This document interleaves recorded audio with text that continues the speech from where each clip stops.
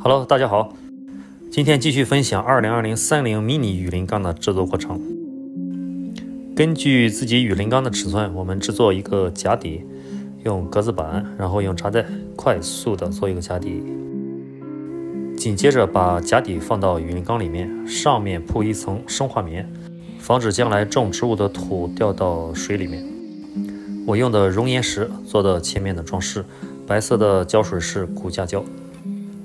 接下来我们用发泡胶把石头之间粘起来，然后呢在空隙也用发泡胶全部打上，便于将来的塑形。如果大家想要发泡胶干得快一点，可以在打完发泡胶后呢喷一点清水，把潜水泵连接软管从后面的泵仓放到泵仓里面，水管的长度根据你出水口的高度来决定。接下来我们用小块的熔岩石进行小范围的装修。今天的时间还是很赶的，白天制作缸、拍视频、剪辑视频，然后中间还来一场直播，希望大家喜欢，点赞支持一下，谢谢。现在是制作的河道，河道制作完成之后呢，我用的漆根来做一些装饰。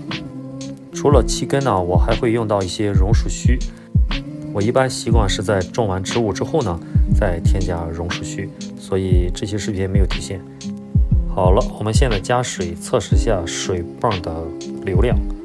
如果流量大的话，我们可以调一下水泵的微调。好了，这期视频相当于雨林缸的硬装修，我们下次视频会分享软装修，也就是植物和苔藓。好了，谢谢大家，再见，拜拜。